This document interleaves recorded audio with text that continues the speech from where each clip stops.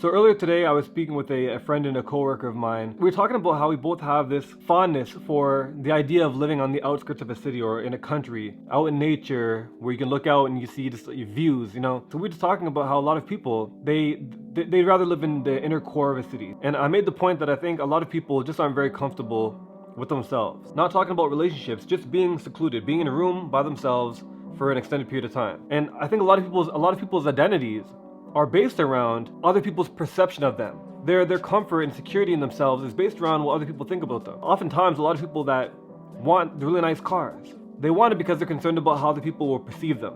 They want the newest clothes and the latest fashions and to be up with the latest trends because of what other people will think about them.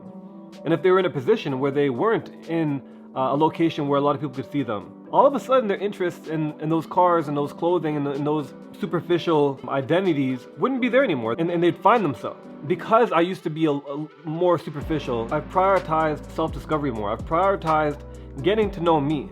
I've prioritized trying to become more like myself. And I just thought about like all the different ways that I've stripped myself of these layers of identity that never was actually me. And so in this video, I want to just discuss more so what I've done and what I realized about myself that you might realize that it applies to you too. A lot of times as human beings, we have ourselves, which we really don't know who we are as we're growing up. We neglect trying to figure out who we are, and we focus on trying to be what other people would like us to be or expect us to be. Or we idolize somebody, we want to be more like that so that we are idolized in a similar way. For example, I used to wear hats that had symbols on it. So maybe I wore a hat that had like the New York Yankee symbol on it. I was never a fan of baseball.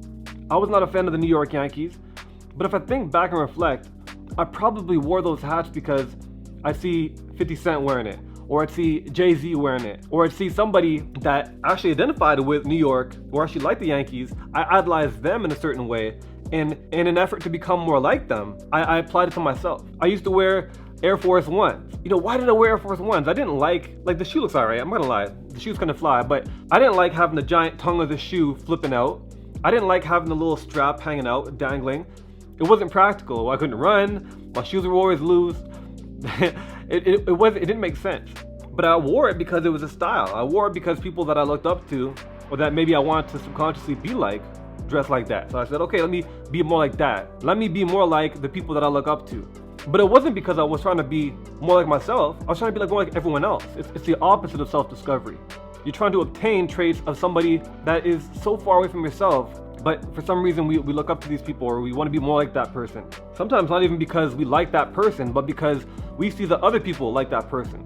I see the other people like Jay-Z, so I want to wear a hat like Jay-Z. You know, a really common example, rocking new shoes like Jordans, and you're so concerned about not taking a step too forward in them, because if you take a step too forward, you put a crease in the front of it, right? So you're walking in such an uncomfortable way as to not put a crease in your new shoes. It's not comfortable, it's not practical, it doesn't make sense, but we're doing that to try to identify with whoever we idolize that are wearing these Jordans, maybe Jordan himself. Now those are all external, but there's also, and more importantly, the internal ways that we cease to try to be like ourselves. If, for example, I was sitting on the couch with my girl, my partner, and she's sitting there. Nowadays, I might just come down and lay and put my head on her lap. If I'm sitting there and my girl wants to put her arm around my shoulder, I probably, you know, in my younger years as a teenager, probably would have told her like hey, like relax, because it maybe demasculized me. That was the thought, that was the feeling. And so these are all examples of layers that we have as part of our identity, that if you really want to become more like yourself, you have to go through some self-discovery, go through some self-awareness, identify the traits within you that are not actually you. It was influenced by something else, and it's not something that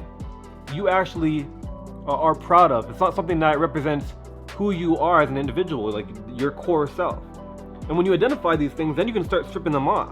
When I was younger, I wanted to be in New York, I wanted to be in Toronto, I wanted to live in the inner city, I wanted to live in a condo, I wanted to be around people, I wanted to go outside and see people walking around and buses going by and horns going off and music, because I was more focused on being accepted by the masses, being accepted by other people.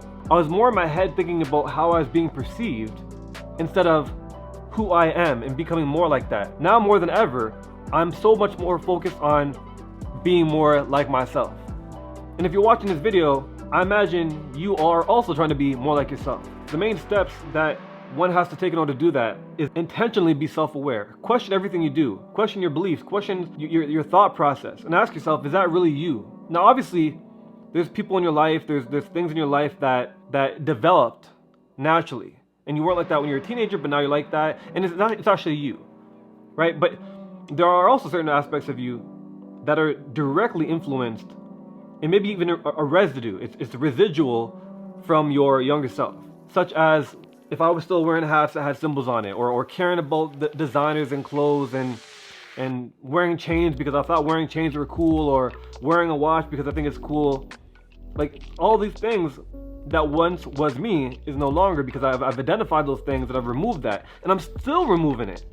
Because at the end of the day, your friends, they might come and go. You might fall in and out of relationships with romantic partners, even family. But at the end of the day, you only have yourself. Yes, close friends, family, it's all great. But at the end of the day, when you're in a room alone, it's just you and yourself. And you have to come to terms with that and be comfortable with that. In my last video, I mentioned how I was considering getting a new car and moving into a new place and upgrading my phone, like all these things. And the reason I didn't and have not done it yet is because I was becoming aware of why I had these urges, why I had these desires, and whether it was me or whether it was society's influence on me. If you're like any other normal human being, you have those same pressures through social media and this society as a whole. And so if you really want to become more like yourself, you need to identify these things, be aware of it, constantly monitoring what you're doing and your urges and your interests and your feelings, and asking what's causing it. What's the root cause of that? What's stimulating it? What's inspiring these things? And if it isn't you, then you may want to question what it is. And if it's not something that you feel is appropriate to be influencing you, you remove that. You remove it physically, in the sense of wearing hats and shoes and brands and clothing. But you can also remove it internally, in a way, kind of spiritually, really, in your attitudes, in your thoughts, in your preferences, in your insecurities. Your insecurities, such a big one. That's a whole other video, so I'm gonna end it at that. But if you'd like to see more videos like this, if you like this content, feel free to hit the subscribe button and like button to get notified of future videos and to see more videos like this in your YouTube feed and homepage. I appreciate you watching, and I'll see you in the next video.